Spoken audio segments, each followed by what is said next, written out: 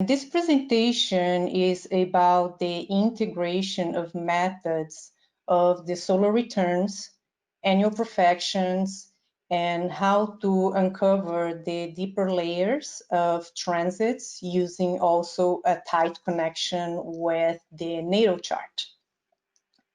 The solar returns that are also known as solar revolutions have been one of the favorite methods I use to predicting ever since I started studying astrology a long time ago.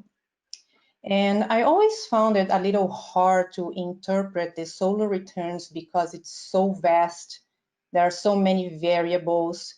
It's easy to get lost because you don't know exactly where to look at.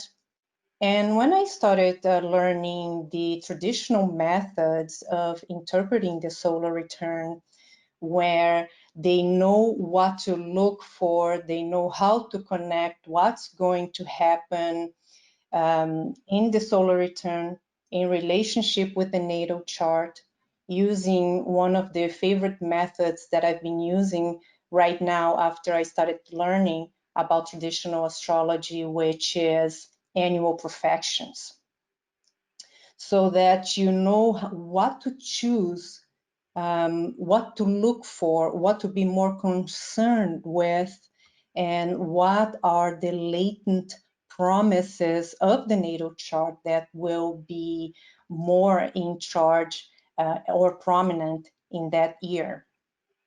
And also, what are the transits that will most likely trigger potential natal, the potentials of the natal chart. And this is what we're going to be looking at in this presentation, being able to focus and narrow down with a step-by-step methods to navigate these charts. So let's take a look at also at the origins real fast of solar returns that are also known as solar revolutions. Is a technique that has remote origins. Since the beginning of Western astrology, recent translations of the surviving texts show how the Hellenistic astrologers already mention and explain its techniques. And also the other very now popular technique known as profections, annual profections, is also mentioned most of the Hellenistic authors whose texts have survived. So everything's being used tied together, profections, solar returns, transits, and the natal chart. And this is what I'm going to be showing for you guys in this presentation. Let's first define what is a solar return. It is the moment when the sun returns to the exact same position your sun in your natal chart was when you were born.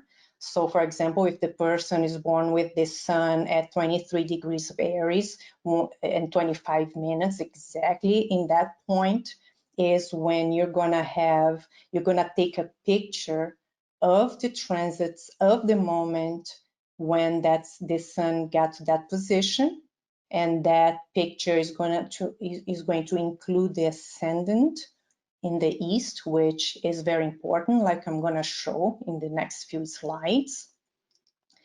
And through that chart, you can see, you can anticipate what is the general happenings of the year.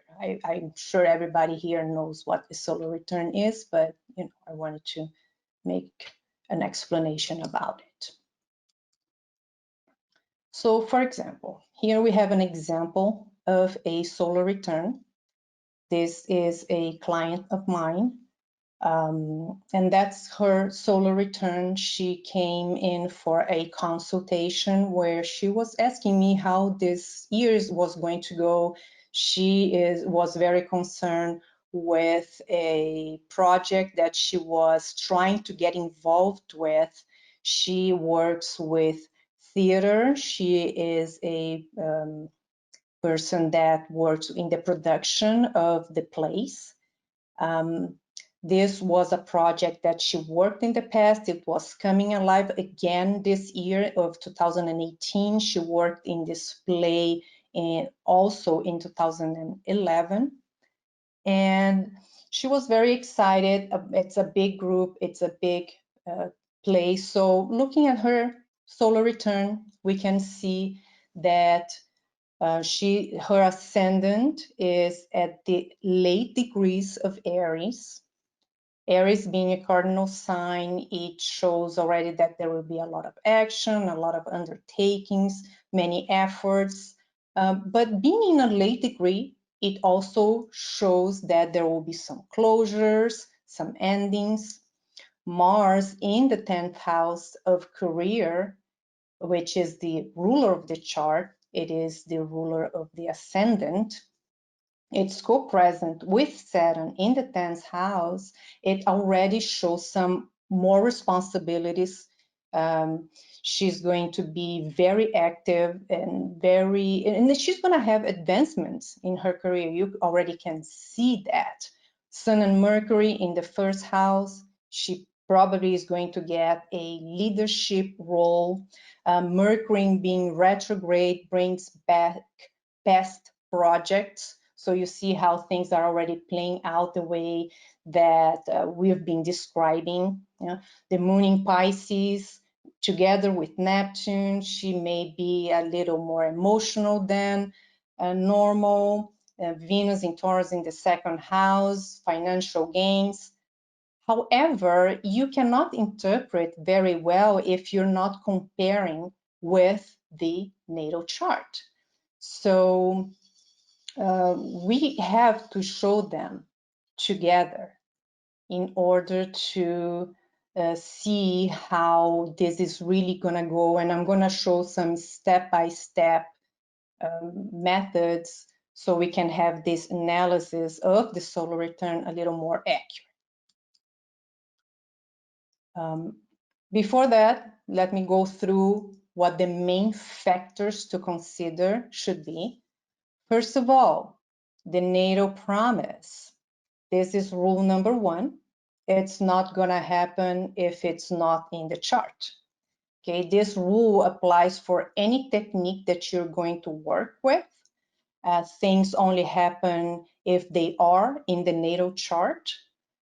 And this also works in this case, of course. The nature of the profected ascendant is very important, as well as the solar return ascendant. If it's a cardinal ascendant, it has more of a characteristics of action and a lot of things to do. Fixed signs show more stability. Mutable signs show not very much stability, a lot of changes. The houses, the ascendants fall in. If you have a first house protection year, you're going to be concerned with the first house subjects like the self, appearance, identity. If it's a second house profection year, more to do with money, possessions. If it's an 8th house profection year, can have some losses. A 9th house profection year, some things to do with superior studies, religion, or trips, foreign things. So if you have, it's very important to see what house it falls in. And also you need to determine what is the Lord of the year, which is either the planet that is in the sign of the profected ascendant or is the ruler of the profected ascendant. And we are going to go through this more in depth through this presentation.